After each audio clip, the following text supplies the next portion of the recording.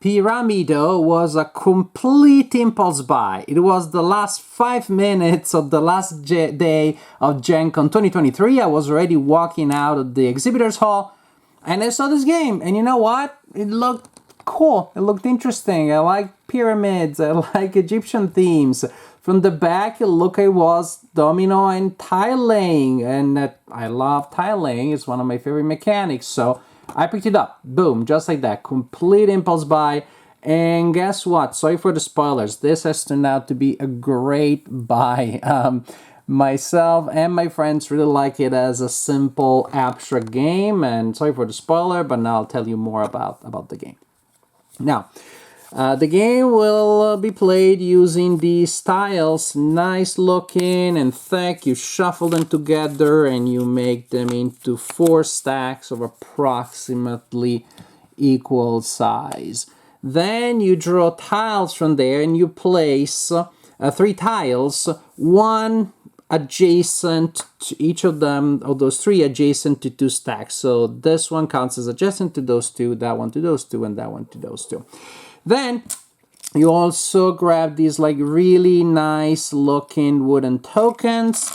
And there are these 3 cards. You also grab these. They're double-sided. The little corner simply tells you what the other side shows. And yes, they look thin. And I thought, oh man, why do they have to have cards that look so thin and cheap? There's a purpose. They are meant, they have to be this thin for gameplay purposes. So I totally forgive you, game maker.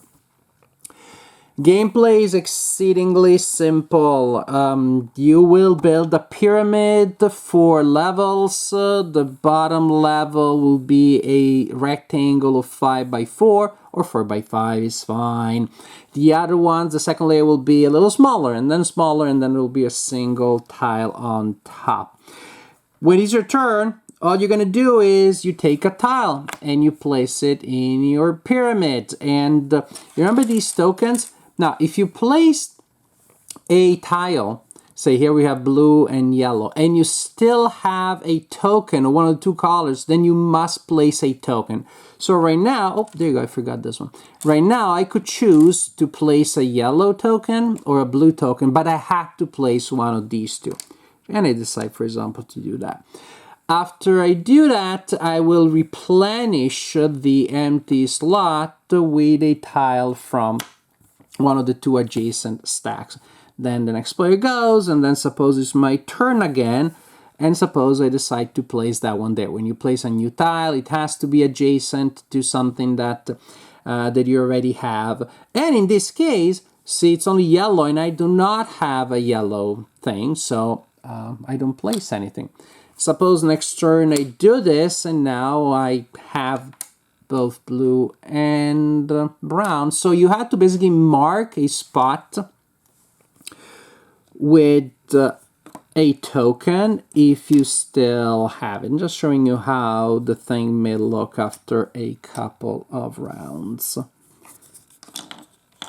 We got 1, 2, 3, 4, 5, so that works.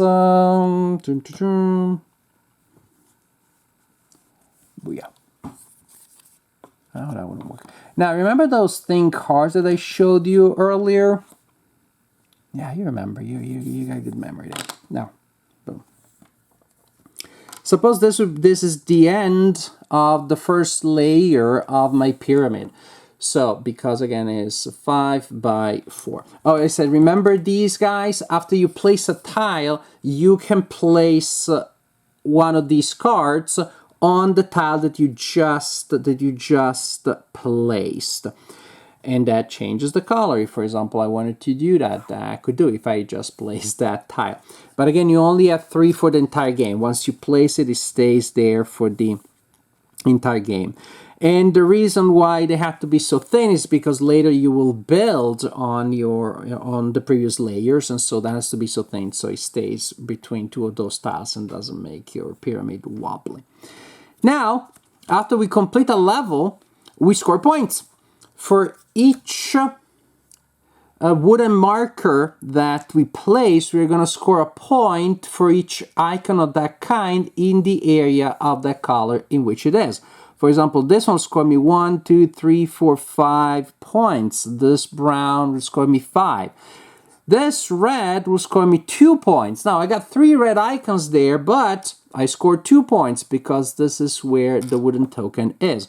So we score all of our wooden tokens. This gives me 2 points. Then we remove them, and then we continue to play exactly like before, but we would need some tiles to draw from.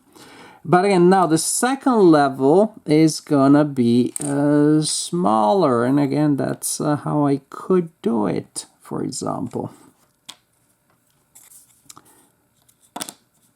So the second level is gonna be smaller, and I'm gonna build it just for you, because that's how much I like to spoil my viewers. I'm gonna build the whole thing, and that will allow me to. It's not necessarily a great level, but it's apparently a legal level. No, it's really bad. It's really bad, but that's what it is. So the second level will have fewer tiles. We'll only have 6 tiles, as you can see, and then once we're done, follows the same rules to build it. Once we're done, we score it again. But now what is really cool is that the areas can stretch across multiple levels. So for example, this one would score me 3 points. This one from level 2 and those 2 from level 1. And I wish I had figured out a way of placing something in real. If I was thinking about what I was doing, probably I would have placed this one here to capitalize on those blue icons there. And so this would be 1, 2, 3, 4, 5, 6, 7, 8. So I think you get the idea that all things being equal, you will want to place your icons as close to the edge as possible, because this way they won't be covered by later levels. And the game goes quick after the first round, because now we have only 3 tiles before we score again. And again, I would have placed tokens there as I place down things. Where's the light blue? I don't know, but there it goes. Oh, there it is. So, and then guess what? So we score again. Round 4 is 1 tile. Round 4 is 1 tile, and suppose that is the case, that would be very sad. Very sad placement. Booyah. Now, when you place one of these cards, I didn't mention that, probably I should have. When you place one of these cards to change the nature of the tile, you also get to place the corresponding wooden token if you still have it, which is the only way in which you could ever have 2 wooden tokens on the same cardboard tile. So as you probably have already figured out, it's not just the later rounds are shorter. Since you place fewer tiles, you also get to place fewer wooden tokens. So these are called resurfacing tiles. They're very important later on, not just because they allow you to fix a mess that you may have made and connect separate areas, but also because they give you the possibility of placing down a token and therefore scoring later in the game when the levels are narrower, smaller, and you don't have so many opportunities. That one, for example, gives me 1, 2, 3, 4, 1, 2, 3, 4, 5, and I'm super proud because it goes across multiple levels, which has no impact on scoring, but looks really neat. Maybe one thing, they could have a variant, like you get some kind of bonuses based on the number of levels across which your area stretches, but that is not the case. But this is, however, how you play Pyramido, which is a true joy to play. I love it, and everybody I played it with really enjoys it, and we're talking about the fairly hardcore gamers that come to my game night and they play some of the heavy stuff that you've seen featured in some of my videos, and we all loved it. It's simple, but it's just clever. The general idea is simplicity itself, and it's also similar probably to games that you have seen. Probably you're thinking of King Domino and Queen Domino right now. But the general mechanism here is also very clever, because I'm also keeping an eye on other people's pyramids, and so maybe there is a tile in front of a stack that I really want. But suppose that in this situation I really don't want the player next to me to get that color, but I really would like that tile. So I got that decision to make. So there is a lot of interesting indirect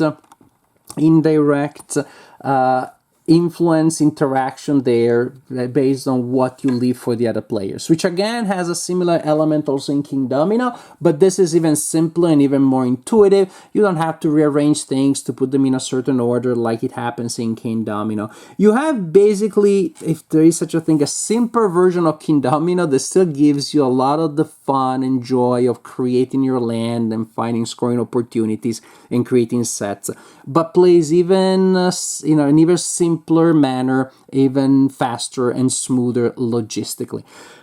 It looks great. The components are great on their own, and I just like the look of the pyramid as it grows and the patterns that you create. So those games where just by playing according to the rules, you're gonna see some pretty patterns emerging just because players will tend to place their pieces in a certain way, say with similar colors next to each other. It looks great, it's simple, but it has so many interesting decisions, so much interesting strategy. I love it. Everybody played it with loved it, and I think you will love it too. Pyramido was a completely serendipitous discovery, but I'm so happy, oh yes, just so happy to have it in my collection, because I have a game that I can teach in a couple of minutes, and it's probably gonna be a success because it has been so far.